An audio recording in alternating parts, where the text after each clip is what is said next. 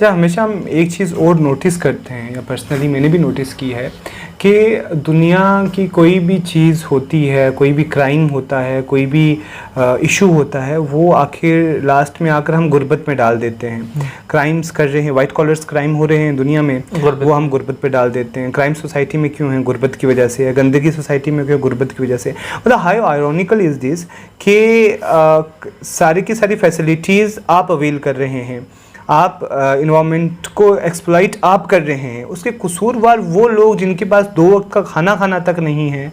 जैसे we have seen in past के जो है वो किस तरीके से सारी की सारी चीज़ें जो है वो गरीबों पर डालकर पल्ला झाड़ लिया जाता है। सो इस केस में भी डोंट यू थिंक कि ये जितने भी for example we completely talk on this कि भाई who is responsible for this? Individuals responsible. ठीक है, इंडिविजुअल्स मिलकर एक जो है वो एक कलेक्टिव एक सोसाइटी बनाते हैं और सोसाइटी से ही सारी चीज़ें बाहर निकल कर आती हैं। पर इंडिविजुअल्स लेवल से जो मिट हो रही है पोल्यूशन वगैरह वगैरह, जो उनका रोल है पोल्यूशन मिट करने में, पर्टिकुलरली दोज एरियाज़ का जहाँ पर जो इस तरह के यूटिलाइजेशन हुई है, तो let it be anywhere in the country या आउटसाइड। तो डोंट यू थिंक इसके कंपैरिजन में जो इंडस्ट्रीज़ हैं, जो कंपनीज़ हैं और जो इस तरह की एक्टिविटीज़ में इन्वॉल्व हैं, दो उसका आउटकम प्रोडक्ट्स की फॉर्म में आकर जो जब डिस्ट्रीब्यूट होता है तो सबसे ज़्यादा कौन लोग इस्तेमाल करते हैं? You also know about it. How do you relate this concept with capitalism?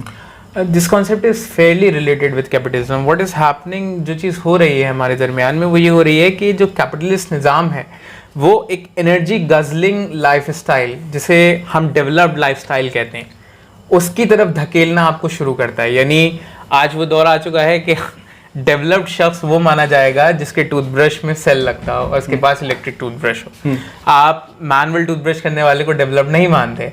यानी हर चीज़ जो इलिटिस्ट लाइफस्टाइल है, जो डेवलप्ड कंट्रीज हैं उनमें एक इलिटिस्ट लाइफस्टाइल है, वो ज़्यादा एनर्जी कंज्यूम कर रही हैं, वो ज़्यादा प्रोडक्ट जो है वो एनवायरमेंटल डिग्रेडेशन पैदा कर रही हैं। और नतीजा ये होता है कि बाद में जब कोई कॉन्गो जैसा गरीब मुल्क ये कहने की कोशिश करता है कि हमें फाइनेंसेस दीजिए, क्योंकि इन्वायरमेंट में डेवलप्ड कंट्रीज और डेवलपिंग कंट्रीज के बीच में जो रिलेशन है वो मिटिगेशन और अडाप्टेशन है, यानी रिडक्शन ऑफ कार्बन एमिशन और रिन्यूएबल यानी जो ग्रीन तरीके हैं ज़िंदगी जीने के, लेस कार्बन फुटप्रिंट पैदा करने वाले, उनकी तरफ ज़्यादा पैसा इन्वेस्ट किया जाए। वो पैसा कौन इन्वेस्ट करेगा? डेवलपिंग नेशंस को पैसा मिलेगा डेवलप्ड नेशंस की तरफ से। अब होता ये है कि वो डेवलप्ड नेशंस ये वादा तो करते हैं कि वो 100 बिलियन जो है डॉलर्स आपको प्रोवाइड करेंगे, लेकिन वो कभी कोविड का बहाना लगाएंगे, कभी दूसरे बहाने से वो पैसा रोक लेते हैं। नतीजा ये होगा कि जो गरीब ममालिक हैं, यानी वो ममालिक कि जहां परेशानी है और उनके रिसोर्सेज अब भी मेंटेन्ड हैं, उनके रेन फॉरेस्ट, वो जब वो पैसा मांगेंगे तो वो पैसा मिलेगा नहीं, नतीजतन वो गुर्बत में रहेगा।